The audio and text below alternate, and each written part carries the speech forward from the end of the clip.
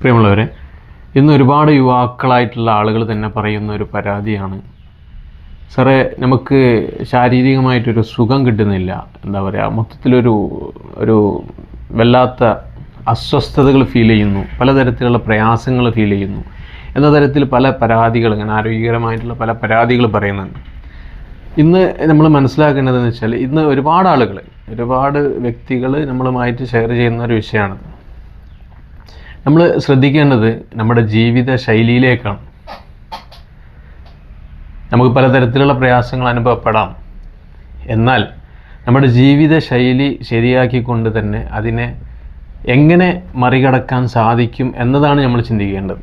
ഇങ്ങനെ ടയർഡ്നെസ്സും ക്ഷീണവുമൊക്കെ അനുഭവപ്പെടുന്ന സമയത്ത് വ്യത്യസ്തമായിട്ടുള്ള പല പ്രൊഡക്റ്റുകൾ ഇന്ന് നമ്മുടെ സമൂഹത്തിൽ കിട്ടാനുണ്ട്. പക്ഷെ അതൊക്കെ നമ്മുടെ താൽക്കാലികമായിട്ടുള്ള ഒരു ആശ്വാസമാണ് നമുക്ക് പ്രദാനം ചെയ്യുന്നത്. എന്നാൽ ശാശ്വതമായ ഒരു പരിഹാരം ആഗ്രഹിക്കുന്ന ആളുകൾക്ക് ശ്രദ്ധിക്കാനുള്ള കാര്യങ്ങളാണ് ഞാനിവിടെ പറയുന്നത്. കാരണം എന്താ വെച്ചാൽ, മനുഷ്യനെ സൃഷ്ടിച്ചിട്ടുള്ളത് പകൽ ജോലി ചെയ്യുകയും രാത്രി വിശ്രമിക്കുകയും രാത്രി ഉറങ്ങുകയും ചെയ്യുക എന്ന തരത്തിലാണ്. എന്നാൽ ഇന്ന് യുവാക്കളായിക്കോട്ടെ, യുവതികളായിക്കോട്ടെ, ഏത് പ്രായത്തിലുള്ള ആളുകളായിക്കോട്ടെ, അവരൊക്കെ ഫോളോ ചെയ്യുന്നത് പകലും രാത്രിയും വളരെ ആക്റ്റീവായി നിലകൊള്ളുക എന്ന രീതിയിലാണ്.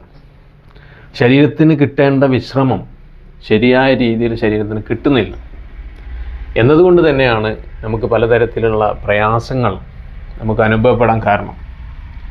നമ്മൾ മനസ്സിലാക്കണം, നമ്മുടെ ശരീരത്തിലെ ഇൻറ്റേർണൽ ഓർഗൻസ് കൃത്യമായി പ്രവർത്തിക്കുമ്പോഴാണ് ഒരു ശരീരം പെർഫെക്റ്റായിട്ട് പ്രവർത്തിക്കുന്നത്. നമ്മുടെ എല്ലാ സുഖങ്ങളും അനുഭവിക്കാൻ സാധിക്കുക നമ്മുടെ എല്ലാ അവയവങ്ങളുടെയും ഫങ്ഷൻസ് ശരിയായ രീതിയിൽ നടക്കുമ്പോഴാണ്. എന്നാൽ നമ്മുടെ ശരീരത്തിന് കിട്ടേണ്ട വിശ്രമ സമയത്ത് പോലും നമ്മൾ കൂടുതൽ ആക്റ്റീവായി നിലനിൽക്കാനാണ് പലപ്പോഴും നമ്മൾ ശ്രമിക്കുന്നത്.